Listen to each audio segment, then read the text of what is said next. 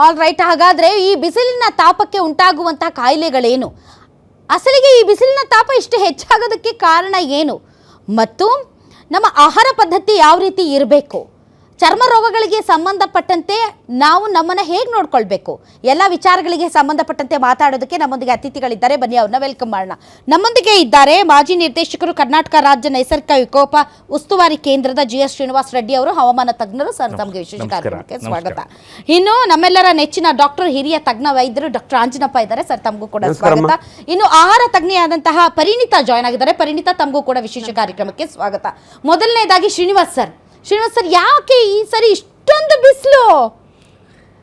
ಇದು ಈ ಸಾರಿ ಅಂತ ಅಲ್ಲ, ಈಗಾಗಲೇ ಪ್ರತಿ ಸಲ ಹಂಗೆ ಅಂತೀವ ನಾವು. ನಿಮಗೆ ಗೊತ್ತಿರೋ ಹಾಗೆ ಏನು ಹವಾಮಾನ ಬದಲಾವಣೆ ಅಥವಾ ಜಾಗತಿಕ ತಾಪಮಾನ ಏರಿಕೆ ಇವೆಲ್ಲ ನೋಡ್ತಾ ಇದ್ದೀವಿ. ಇತ್ತೀಚಿನ 10 ವರ್ಷಗಳಲ್ಲಿ ನೋಡಿದಾಗ ನಿಮಗೆ 10-15 ವರ್ಷಗಳಲ್ಲಿ ತಾಪಮಾನ ಜಾಸ್ತಿ ಆಗ್ತಿರೋದು ಕಾಣ್ತಾ ಇದ್ದೀವಿ. ಅದರಲ್ಲೂ ಈಗ ಈ ಇಂಡಸ್ಟ್ರಿಯಲ್ ಇಯರ್ ಅಂತ ತೆಗೆದ್ರೆ 50ರವರೆಗೂ ತೊಗೊಂಡು 50ರಿಂದ ಈಚೆ ತೊಗೊಂಡಾಗ ಸುಮಾರು 1 ಡಿಗ್ರಿ ಟೆಂಪ್ರೇಚರ್ ಜಾಸ್ತಿ ಆಗಿರೋದು ಕಾಣ್ತಾ ಇದ್ದೀವಿ ಒಟ್ಟಾರೆ ಜಾಗತಿಕ ಮಾನದಲ್ಲಿ. ಬಟ್ ಆದರೆ ಕೆಲವು ಪ್ರದೇಶಗಳಲ್ಲಿ 2ರಿಂದ 3 ಡಿಗ್ರಿ ಟೆಂಪ್ರೇಚರು ವೇರಿಯೇಷನ್ ಆಗ್ತದೆ. ಸೊ ಒಟ್ಟಾರೆ ತೊಗೊಂಡಾಗ ಸ್ವಲ್ಪ ನಮಗೆ 1 ಡಿಗ್ರಿ ಟೆಂಪ್ರೇಚರ್ ಅಂದ ತಕ್ಷಣ ಏನು ಅದು ಮಹಾ ಅನಿಸುತ್ತೆ. ಆದರೆ 1 ಡಿಗ್ರಿ ಟೆಂಪ್ರೇಚರು ಯಾವ್ಯಾವ್ದ್ರ ಮೇಲೆ ಏನೇನು ಎಫೆಕ್ಟ್ ಆಗ್ತದೆ ಅಂತ ನೋಡಿದಾಗ ಅದರ ಇಂಪ್ಯಾಕ್ಟ್ ಸಾಕಷ್ಟು ಆಗ್ತದೆ. ಅದರಲ್ಲೂ ಏನು ನಗರಗಳಲ್ಲಿ ಅಂತೂ ಅದರ ಇಂಪ್ಯಾಕ್ಟ್ಸ್ ಇನ್ನೂ ಜಾಸ್ತಿ ಆಗ್ತದೆ. ಎಸ್ಪೆಷಲಿ ಬೆಂಗಳೂರಲ್ಲಿ ಸರ್, ನಾವು ಕೂಲ್ ಸಿಟಿ, ಗಾರ್ಡನ್ ಸಿಟಿ, ತಂಪಾದ ಸಿಟಿ, ಎಸಿನೇ ಬೇಡ. ಹೀಗಾಗಿ ಬೆಂಗಳೂರಿಗೆ ಇರುವಂತಹ ಎಲ್ಲ ಅನ್ವರ್ಥ ನಾಮಗಳೆಲ್ಲ ಅಯ್ಯೋ ಸೆಕೆ ಇದೇನಪ್ಪ ಗುಲ್ಬರ್ಗ ಆಯ್ತು, ರಾಯಚೂರು ಆಯ್ತು ಅನ್ನೋ ಲೆವೆಲ್ಗೆ ಜನ ಮಾತಾಡ್ತಾ ಇದ್ದಾರೆ. ಮೇಡಮ್, ಮೊದಲು ನಮಗೆ ಯಾರನ್ನ ಗುಲ್ಬರ್ಗ ರಾಯಚೂರು ಕಡೆಯವರು ಬಂದರೆ ಇಲ್ಲಿ ನಾವು ಬೇಸಿಗೆ ಅವಾಗ ನಮಗೆ ಮ್ಯಾಕ್ಸಿಮಮ್ ಅಂದರೆ 32 ಹಂಗೆ ಆಗ್ತಾ ಇತ್ತು. ಅವಾಗ ನಾನು ನಮ್ಮ ಸ್ಟೂಡೆಂಟ್ ಡೇಸಲ್ಲಿ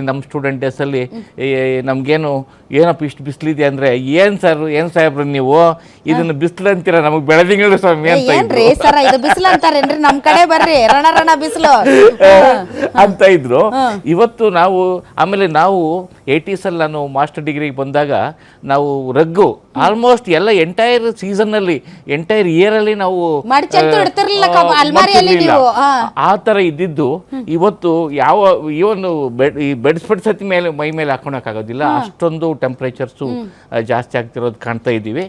ಅದರಲ್ಲೂ ಈ ವರ್ಷ ನಮಗೆ ಕಳೆದ 3-4 ವರ್ಷದಲ್ಲಿ ಒಟ್ಟಾರೆ ನಮ್ಮ ದೇಶದಲ್ಲಿ ಎಲ್ಲ ನೋಡಿದಾಗ ಸಾವಿನ ಸಂಖ್ಯೆ ನೋಡಿದಾಗ ನೋಡಿ, ಮೊದಲು ಈಟ್ ವೇವ್ನ ನ್ಯಾಚುರಲ್ ಡಿಸಾಸ್ಟರ್ ಅಂತ ಇರಲಿಲ್ಲ ನಾವು. ಆದರೆ ಇತ್ತೀಚಿನ ದಿನದಲ್ಲಿ ನಮಗೆ 4-5 ವರ್ಷಗಳಿಂದ ಸಾವು ನೋವುಗಳ ಸಂಖ್ಯೆ ಜಾಸ್ತಿ ಆದಮೇಲೆ ಈಟ್ ವೇವ್ನು ಸಹ ವಿಪತ್ತುಗಳಲ್ಲಿ ಸೇರಿಸ್ಬಿಟ್ಟಿದ್ದಾರೆ. ಈಗ ಈ ಈಟ್ ವೇವಿಂದ ಸಾವನ್ನಪ್ಪಿದರೆ ಅದಕ್ಕೂ ಡಿಸಾಸ್ಟರ್ ಫಂಡಿಂದ ನಾವು ರಿಲೀಫ್ ಕೊಡ್ಬೋದು, ಆ ಥರ ಆಗಿದೆ. ಸೊ ಇತ್ತೀಚಿನ ನಮಗೆ ಕಳೆದ 2010ರಿಂದ 2020ವರೆಗೂ ಸ್ಟ್ಯಾಟಿಸ್ಟಿಕ್ಸ್ ನೋಡಿದಾಗ ಮ್ಯಾಕ್ಸಿಮಮ್ ಡೆತ್ಸ್ ಆಗಿರೋದು ನಮ್ಮ ಇಂಡಿಯಾದಲ್ಲಿ ಈಟ್ ವೇವಿಂದ ಸುಮಾರು 17,700 ಡೆತ್ತು ಈಟ್ ವೇವಿಂದ 10 ವರ್ಷದಲ್ಲಾಗಿದೆ. ಇತ್ತೀಚಿನ ದಿನದಲ್ಲಿ ಇನ್ನೂ ಆಗ್ತಾ ಇನ್ನೂ ಜಾಸ್ತಿ ಡೆತ್ ಆಗೋ ಸಾಧ್ಯತೆಗಳು ಜಾಸ್ತಿ. ಅಲ್ಲ ಸರ್, ಈಗಿದೆ ಅಲ್ಲ ಸರ್ ಬಿಸಿಲು, ಇದು ಇನ್ನೂ ಎಷ್ಟು ದಿನ ಇರುತ್ತೆ ಸರ್? ಇದು ನಮಗೆ ಜನರಲ್ ಆಗಿ ನಾವು ಸೀಸನ್ ತೊಗೊಂಡಾಗ ನಾವು ಈ ಬೇಸಿಗೆ ಅಂತ ನಾವೇನು ಕರಿತೀವಿ, ಮಾರ್ಚಿಂದ ಮೇ ಎಂಡ್ವರೆಗೂ ನಾವು ಬೇಸಿಗೆ ಕಾಲ ಅಂತೀವಿ. ಕೆಲವು ಟೈಮಲ್ಲಿ ಮಾನ್ಸೂನ್ ಏನು ಮುಂಗಾರು ಸ್ವಲ್ಪ ಕಮೆನ್ಸ್ ಆಗೋದು ಲೇಟ್ ಆದರೆ ಜೂನ್ 15ವರೆಗೂ ನಾವು ಕೆಲವು ಟೈಮಲ್ಲಿ ಟೆಂಪ್ರೇಚರ್ಸ್ನ ಜೂನ್ ಫಸ್ಟ್ ಹೌದು, ನಮಗೆ ಮುಂಗಾರು ಆಗ್ತದೆ. 5th ನಾರ್ಮಲ್ ಆಗಿದ್ದು ಕೆಲವು ಟೈಮಲ್ಲಿ 4-5 ದಿವಸದಲ್ಲಿ ಆಗ್ತದೆ. ಬಟ್ ನಾವು 2 ತಿಂಗಳು ಇನ್ನು ನಮಗೆ ಏಪ್ರಿಲ್ ಮೇ ತಿಂಗಳಲ್ಲಿ ನಮಗೆ ಹೆಚ್ಚಿನ ಟೆಂಪ್ರೇಚರ್ ಇರುತ್ತೆ. ಇನ್ನು ಮುಂದಿನ 1-1.5 30-40 ದಿವಸ ನಾವಿನ್ನೂ 30 ದಿವಸ 40 ದಿವಸ, ಬಿಕಾಸ್ ಮೇ ಎಂಡ್ವರೆಗೂ ನಾವು ಬೇಸಿಗೆ ಕಾಲ ಅಂತೀವಿ. ಬಟ್ ಏನಾಗ್ತದೆ ಇನ್ನೊಂದು ಅಂದಾಗ, ನಮಗೆ ಬೇಸಿಗೆ ಟೆಂಪ್ರೇಚರ್ ಒಂದು ಕಡೆ ಆದರೆ ಟೆಂಪ್ರೇಚರ್ ನಮಗೆ ಈಗಾಗಲೇ ನಮ್ಮ ರಾಜ್ಯದಲ್ಲಿ 34ರಿಂದ 42ವರೆಗೂ ಹೋಗಿರೋದನ್ನ ಕಾಣ್ತೀವಿ. ನಿಮಗೆ ಈಗ 40 ಮೇಲೆ ಹೋಗಿದೆ, 41.5ವರೆಗೂ ಹೋಗಿದೆ. ನಮ್ಮಲ್ಲಿ 37-38 ಐತ್ರಿ ಸರ್. ಇಲ್ಲಿನೇ ಬೆಂಗಳೂರಲ್ಲೇ ಹತ್ತತ್ರ 37ಕ್ಕೆ ಹೋಗ್ತಾ ಇದೆ ಅಂದಾಗ ಲೆಕ್ಕ ಹಾಕಿ ನಮಗೆ ಯಾವ ಥರ ಈಗ ನೋಡ್ರಿ ಸರ್, ಮನೆ ಒಳಗ ಫ್ಯಾನ್ ಹಾಕೊಂಡ್ರೆ ಇರಕ್ಕಾಗಲ್ಲ, ಆಗಲ್ಲ. ಹೊರಗಡೆ ಹೋಗಿ ಅಂಗಳದಲ್ಲಿ ಕುತ್ಕೊಳ್ಳೋಣ ಅಂದ್ರೆ ರಣ ಬಿಸಿಲು. ಬೆಂಗಳೂರು ಅಂತ ಸಿಟಿಗಳಲ್ಲಿ ಹುಡುಕ್ಯಾಡಿದ್ರು ಒಂದ್ ಮರ ಸಿಗಲ್ಲ. ಹೌದೌದು ಸರ್ ಎಲ್ಲಿ ಹೋಗೋಣ್ರಿ ಸರ್ ನಾವು ಜನ? AC ಇಲ್ದೇ ಇರೋರು ಏನ್ ಮಾಡ್ಬೇಕ್ರಿ ಸರ್ ಜನ? ಇದೇ ಪ್ರಾಬ್ಲಮ್ ಆಗಿರೋದು. ನಮ್ಗೆ ಏನಾಗ್ತದೆ, ಈ ಟೆಂಪ್ರೇಚರ್ಸು ಒಂದು ಕಡೆ ಆದರೆ ಕೆಲವು ಟೈಮಲ್ಲಿ ಏನಾಗ್ತದೆ, ರಿಲೇಟಿವ್ ಹ್ಯುಮಿಡಿಟಿ ಅಂತ ಕರಿತೀವಿ. ಅದು ದಗೆ ಜಾಸ್ತಿ ಆಗಲಿಕ್ಕೆ ರಿಲೇಟಿವ್ ಹ್ಯುಮಿಡಿಟಿ ಅಂದರೆ ತೇವಾಂಶ, ವಾತಾವರಣದಲ್ಲಿ ತೇವಾಂಶ ಜಾಸ್ತಿ ಇದ್ದಾಗ ನಿಮಗೆ ಹೀಟ್ ಇಂಡೆಕ್ಸ್ ಜಾಸ್ತಿ ಆಗ್ತದೆ. ನಿಮಗೆ ಫಾರ್ ಎಕ್ಸಾಂಪಲ್ ಇವಾಗ ನಿಮ್ಮ ಕರಾವಳಿ ಭಾಗ, ಕಾರವಾರ ಈ ಭಾಗದಲ್ಲಿ 36-37 ಡಿಗ್ರಿ ಟೆಂಪ್ರೇಚರ್ ಬಂದರೆ ನಮಗೆ ಗೊತ್ತು, ದಂಡೇಲಿ ಕಡೆ ನೀವು ಅಂತ. ಸೊ 36-37 ಡಿಗ್ರಿಗೆ ಹೋಗಿ ರಿಲೇಟಿವ್ ಹ್ಯುಮಿಡಿಟಿ 60-70% ಬಂದ ತಕ್ಷಣವೇ ನಿಮ್ಗೆ ಅಲ್ಲೇನಾಗ್ತದೆ, ಈಟ್ ಇಂಡೆಕ್ಸ್ ಅಂತ ಕರಿತೀವಿ. ಅವಾಗ ನಿಮಗೆ ಎಷ್ಟು ಫೀಲ್ ಆಗ್ತದೆ ಅಂದರೆ ಟೆಂಪ್ರೇಚರ್ 40 ಡಿಗ್ರಿಗಿಂತ ಜಾಸ್ತಿ ಇದೆ ಅಂತ ಗೊತ್ತಾಗ್ತದೆ. ಹ್ಯುಮಿಡಿಟಿ ಜೊತೆಗೆ ಸೇರ್ಕೊಂಡ್ರೆ ಟೆಂಪ್ರೇಚರ್ ಜೊತೆಗೆ 30 ತೋರಿಸ್ತಿದೆ, 36 ಇದೆ, 36-37 ಇದೆ. ಟೆಂಪ್ರೇಚರ್ ಮ್ಯಾಕ್ಸಿಮಮ್ ಹೋಗೋದು ನಮಗೆ ಈವನ್ ಮಾರ್ಚ್ ತಿಂಗಳಲ್ಲೇ ನಮಗೆ ಕರಾವಳಿ ಭಾಗದಲ್ಲಿ ಜಾಸ್ತಿ ಆಗಿರುತ್ತೆ. Come back sir. Anjanappa sir, ಈಗ ಡಾಕ್ಟರ್ ಹೇಳ್ತಾ ಇದ್ರು ನವಜಾತ ಶಿಶುಗಳಲ್ಲೇ ಈ ರೀತಿಯಾದಂತಹ ಬಿಸಿಲಿನ ದೆಗೆಯಿಂದ ಉಂಟಾಗಬಹುದಾದಂತಹ ಜ್ವರ ಸಂಬಂಧಿತ ಕಾಯಿಲೆಗಳು ಜಾಸ್ತಿ ಅಂತ. ಸರ್, ಬಿಸಿಲಿನಲ್ಲಿ ಬರುವಂಥ ರೋಗಗಳು ಯಾವುವು ಸರ್? ರಾಧಮ್ಮ, ಇವತ್ತಿನ ಈ ಕಾರ್ಯಕ್ರಮ ಬರೀ ಬೆಂಗಳೂರಿಗಲ್ಲ, ನೀವು ಹೇಳ್ದಂಗೆ ಇಡೀ ಕರ್ನಾಟಕಕ್ಕೆ, ಇಡೀ ದೇಶಕ್ಕೆ ತಟ್ಟುವಂಥ ಡಿಸ್ಕಷನ್ ಇದು. ಆನೆಸ್ಟಾಗಿ ಹೇಳ್ತೀನಿ, ಬೆಂಗಳೂರಿನ ಈ 37 ಡಿಗ್ರಿ ನನಗಂತೂ ರಣ ಬಿಸಿಲು ಅನ್ಸಲ್ಲ. ಯಾಕಂದ್ರೆ ನಾನು ಬಳ್ಳಾರಿ ಒಳಗೆ MBBS ಮಾಡಿದ್ದು. 46 ಡಿಗ್ರಿ ನಮ್ಮಲ್ಲಿ ಎರಡೇ ಸೀಸನ್, ಬೇಸಿಗೆ, ಅತಿ ಬೇಸಿಗೆ, summer and super summer. But ನಾವು ಎರಡೇ ಸೀಸನ್. ಆಲ್ರೆಡಿ ರಾಯಚೂರಿಂದ ನಮ್ಮ ಯಂಗ್ ಡಾಕ್ಟ್ರು ಅಲ್ಲಿ ಪಾಪ ICU ಒಳಗೆ ನಿಂತು ಮಾತನಾಡ್ತಾ ಇದ್ರು. ಅಮ್ಮ, ಬೇಸಿಗೆಯಲ್ಲಿ commonest problem is dehydration, sun stroke ಅಂತೀವಿ. ಬಟ್ ಸಮ್ಹೌ ನೀವು ಈ ನಾರ್ತ್ ಇಂಡಿಯಾ ಒಳಗೆ ಮಾತ್ರ ಸರ್ ಹೇಳ್ತಿದ್ದು ಕೇಳಿ ನನಗೆ ಆಶ್ಚರ್ಯ ಆಯಿತು. ಸನ್ ಸ್ಟ್ರೋಕ್ನಿಂದ ಡೆತ್ತು ನಮ್ಮ ಸೌತ್ ಇಂಡಿಯಾ ಒಳಗೆ ಭಾಳ ಕಡಿಮೆ. ಆ್ಯಂಡ್ ಈ ಟೆಂಪರೇಚರ್ನೊಳಗೆ ಸೊ ಎಲ್ಲೋ ಒಂದು ಕಡೆ ಮಕ್ಕಳು ಪಾಪ ಅವು ಇವಿದ್ದಂಗೆ ಬಟರ್ಫ್ಲೈಸ್ ಇದ್ದಂಗೆ ತಡ್ಕೊಳ್ಳಲ್ಲ ಡಿಹೈಡ್ರೇಷನ್. ಬಟ್ ನಿಮ್ಮ ಏಜ್ನವ್ರಿಗೆ ಇದು ಏನಂತ ಅಷ್ಟೊಂದು ನಾವು ಭಯ ಬೀಳೋಂಥದ್ದು ಏನಿಲ್ಲ, ಸಾವು ನೋವು ಆಗಲ್ಲ ಸರ್. ವಾಂತಿ ಭೇದಿ ಎಲ್ಲ ಸ್ವಲ್ಪ ಪ್ರಕರಣಗಳು ಜಾಸ್ತಿ ಆಗ್ತವೆ. ಬೇಸಿಗೆ ಒಳಗೆ ಆಗುವ ಒಂದು ಕಾಮನ್ ಡಿಸೀಸ್ ಅಂದರೆ ಕಾಲರಾಮ್ಮ. ಹೆಂಗೆ ಚಳಿಗಾಲದಲ್ಲಿ ವೈರಲ್ ಇನ್ಫೆಕ್ಷನ್ಸ್ ಕಾಮನ್ನೋ, ಈ ಬೇಸಿಗೆ ಕಾಲದಲ್ಲಿ ಕಾಲರದ ಬಗ್ಗೆ ನಾವು ಯಾಕೆ ಎಚ್ಚರ ಇರಬೇಕು ಅಂದರೆ, ಅನ್ಫಾರ್ಚುನೇಟ್ಲಿ ಈ ಸೀಸನ್ನಾಗೆ ಊರ ಹಬ್ಬಗಳು, ಬೀಗರ ಊಟಗಳು ಇಂಥವು ಜಾಸ್ತಿ ನಡೀತವೆ. ಆ್ಯಂಡ್ ಕಾಲರ ಅದರೊಳಗೆ ನೊಣಗಳಿಂದ ಬರುವ ಕಾಯಿಲೆ. It is A bacterial disease.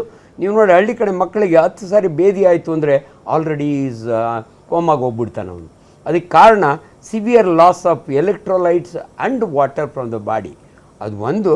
But ಇವು ಸನ್ ಬರ್ನ್ಸು ಇವೆಲ್ಲ ಅದ್ರ ಬಗ್ಗೆ ಮಧ್ಯೆ ಡಿಸ್ಕಷನಿಗೆ ಬರುತ್ತೆ. ಬಟ್ ಇಷ್ಟಂತೂ ಸತ್ಯ, ಮನುಷ್ಯನಿಗೆ ಬದುಕೋದು ಹೇಳ್ಕೊಡ್ಬೇಕು. ಆಮೇಲೆ ನಾವು ಇಷ್ಟು ಜನ ಇವತ್ತು ಎಕ್ಸ್ಟರ್ನಲ್ ಎನ್ವೈರನ್ಮೆಂಟ್ ಬಗ್ಗೆ ಮಾತನಾಡ್ತಿದ್ದೀವಿ. ನಾನೊಬ್ಬ ಸರ್ಜನ್ ಆಗಿ ನಿಮ್ಗೆ ಹೇಳ್ತೀನಿ, there is an internal environment, milieu interior ಅಂತೀವಿ ನಾವು ಫಿಸಿಯಾಲಜಿ ಒಳಗೆ. There is a super organ in our brain. ಇಷ್ಟು ದಪ್ಪ ಇದೆ, ಹೈಪೋಥಾಲಮಸ್ ಅಂತೀವಿ. It's a thermo regulator. ನಾವು ಎಷ್ಟೇ ಮಾತಾಡಿದ್ರು ಕೂಡ God has given that centre that will control our body temperature. ನೋಡಿ, ನಾವೆಷ್ಟು ಸ್ವೆಟ್ ಆಗ್ತೀವಲ್ಲ, ಖುಷಿಯಿಂದ ಸ್ವೆಟ್ ಆಗಬೇಕು. ಸ್ವೆಟ್ ಬರೋದನ್ನೇ ನಿಲ್ಲಿಸ್ಬಿಡ್ತೀವಿ ನಾವು. ಇದು ಜನಗಳಿಗೆ ತಿಳುವಳಿಕೆ ಹೇಳ್ಕೊಡ್ಬೇಕು.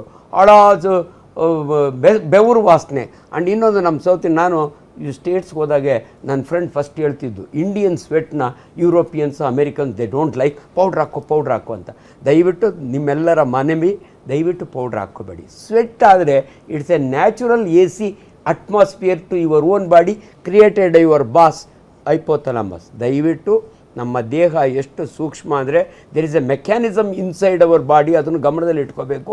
ಹೈಪೋಥಾಲಮಸ್ ಸರಿಯಾಗಿ ಕೆಲಸ ಮಾಡಿದರೆ ಥರ್ಮೋ ರೆಗ್ಯುಲೇಟರ್ ಸೆಂಟ್ರ್, ಅದು ನಮ್ಮ ಅಪೆಟೈಟ್ ಸೆಂಟ್ರ್ ರೆಗ್ಯುಲೇಟ್ ಮಾಡುತ್ತೆ ಅನೇಕ ವಿಚಾರಗಳನ್ನ. ಚೆನ್ನಾಗಿ ಸ್ವೆಟ್ ಆಗಕ್ಕೆ ಬಿಟ್ಟರೆ ನಂತರ ಬಿಳಿ ಬಟ್ಟೆ ಕೊಟ್ಟಲ್ಲ, ಬಿಳಿ ಶರ್ಟ್ಗಳು, ತೆಳುವಾದ ಬಟ್ಟೆಗಳು, ನಿಮ್ಮ ಥರ ಡ್ರೆಸ್ ಹಾಕೋಬಾರ್ದು ಆ್ಯಕ್ಚುಲಿ ಸಮ್ಮರ್ನಲ್ಲಿ. ಸೊ ಇವೆಲ್ಲವನ್ನು ಗಮನದಲ್ಲಿ ಇಟ್ಕೊಂಡ್ರೆ ನಿಜವಾಗ್ಲೂ ಈ ಸೆಕೆಯನ್ನು ನಾವು ಫೇಸ್. ಅಫ್ಕೋರ್ಸ್ ಬೆಂಗಳೂರು ಬಿಡಿ, ಅವ್ರು ಹೇಳ್ದಂಗೆ ಮರಗಳೇ ಇಲ್ಲ, ಎಲ್ಲಿ ನೋಡಿದ್ರು ಮನೆಗಳೇ ಇದ್ದಾವೆ. Concrete jungle today Bengaluru is concrete jungle. But ಇವತ್ತು ಅಮ್ಮ ನಾನು ಹಳ್ಳಿಯವನು, ಹಳ್ಳಿ ಕಡೆ ಹೋಗಿ there is a god given AC. ಯಾವ್ದು ಗೊತ್ತಾ? ಹೊಂಗೆ ಮರ ಅಮ್ಮ. ನಮ್ಮ ಮನೆ ಸುತ್ತಮುತ್ತ ಹೊಂಗೆ ಮರಗಳಿದ್ದಾವೆ. ಮಧ್ಯಾಹ್ನ ಉಂಡ್ಬಿಟ್ಟು ಮಲ್ಕೊಂಡಂದ್ರೆ AC-ನೇ ಬೇಕಿಲ್ಲ.